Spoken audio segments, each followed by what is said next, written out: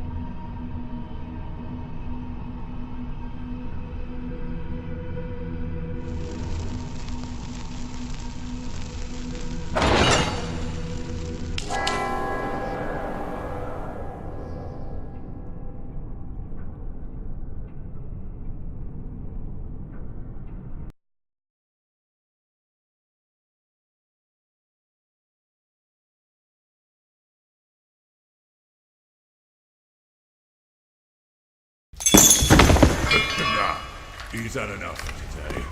Come on, let's go find some boars. I wanted to use the branded I wasn't sure if it had been the malt or a simple lack of attention, but it didn't matter. The jailer's carelessness would be his misfortune and my opportunity. Whilst my cellmates fell prey to the torment of our captors, I would slip free. The only obstacle between me and the long-forgotten sensation of sunlight on my skin was the darkness of the tower. An unnatural, ceaseless darkness that only served to further claim the minds of all who remained imprisoned here.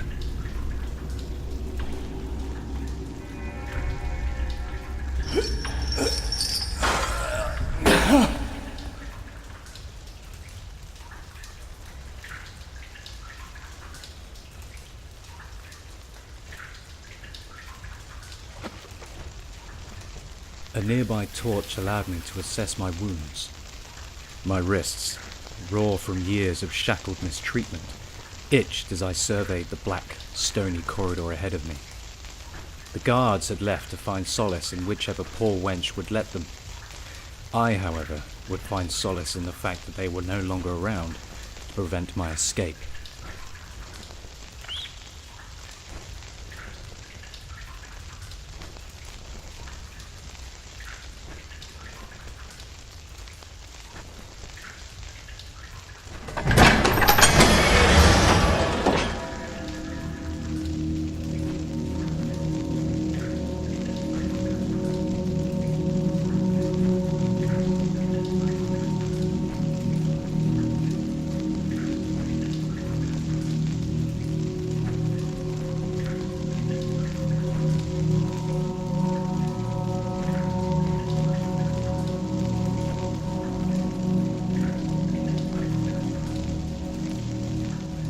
I remember stepping into that first corridor as if it were only an hour ago.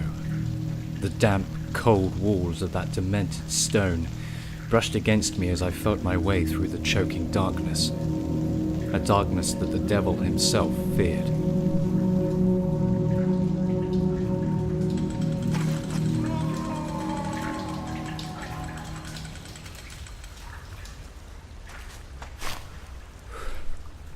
This darkness is unholy.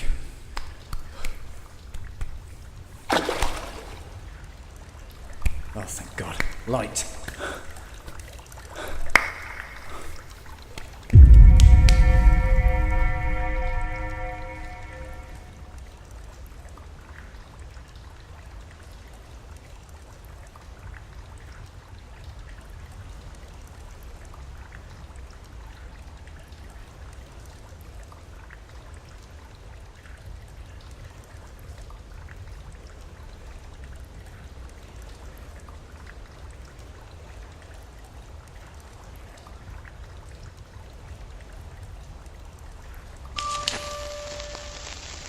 Reaching that first torch seemed like my entire body was pulled from the cold. I would rest here, if only for a little while, before venturing any further.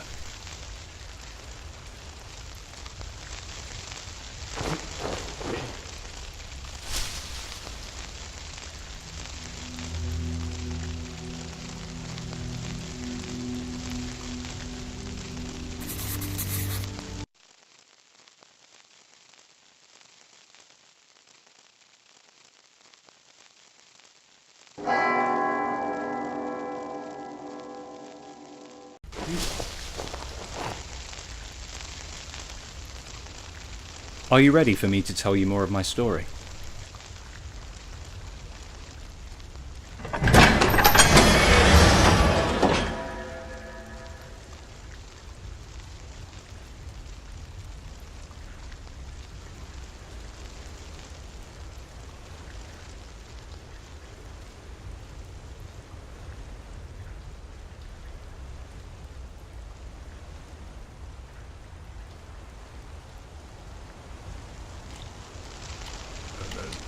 Food was a major concern, or rather the lack of it.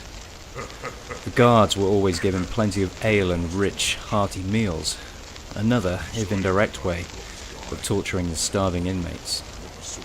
There was a guard station up ahead. I could smell chicken, cooked potatoes, from where I was hidden in the shadows. If I was going to continue, I needed to eat food. I needed to take theirs. Really slowly, like blood, and well, guy starts puking all over my bloody boots. So I threw him to the floor and I stamped on his face. I just cut his head off. Yeah. Won't be doing that again.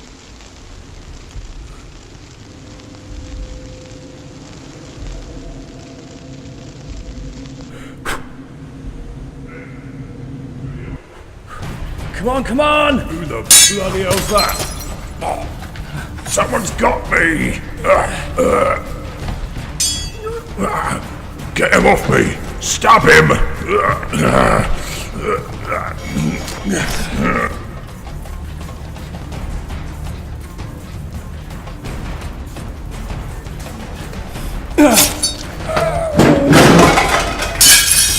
He screamed and faded into the darkness. A sword rattled on its hilt as the man I had restrained reached for his lifeline. I squeezed my arm tighter to his throat. His breathing faltered. In desperation, he began to elbow me feebly in the ribs. His strength was fading. I snapped his neck quickly. He burbled and fell against the table. Silence. I had killed them. Then I ate. Fruit, chicken, potatoes, bread. I didn't think about what I had done. I was surviving.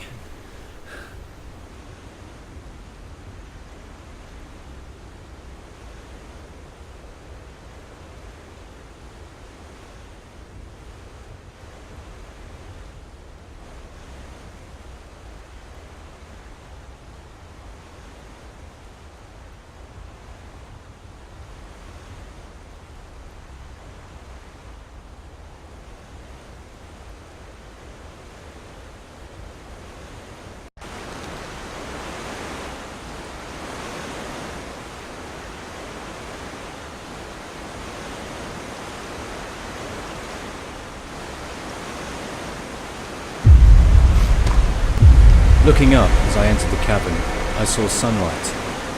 My God, it was beautiful. The silver pool nearby glistened as I resisted the urge to drink from it. A death from cholera would be just as painful as a jailer's sword.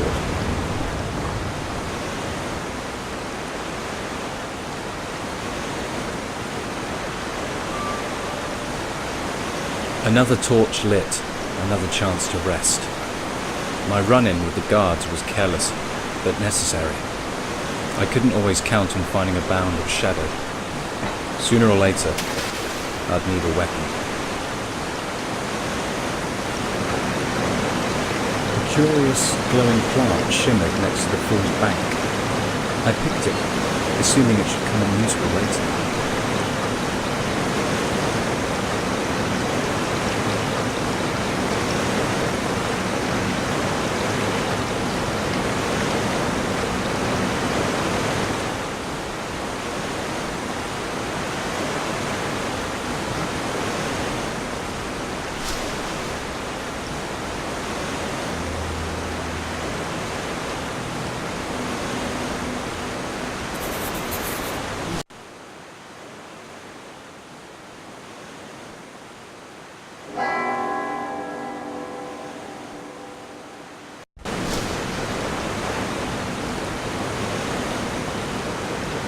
I stood from the straw and ventured onward. A curious, glowing plant shimmered next to the pool's bank. I picked it, assuming it should come in useful later.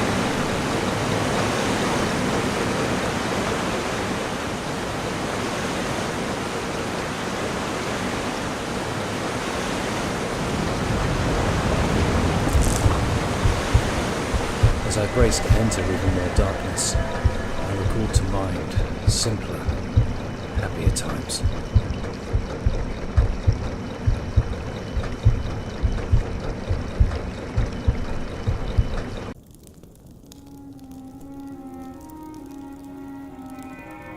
The land and farm that I used to own on the outskirts of Surrey was a happier time in my life.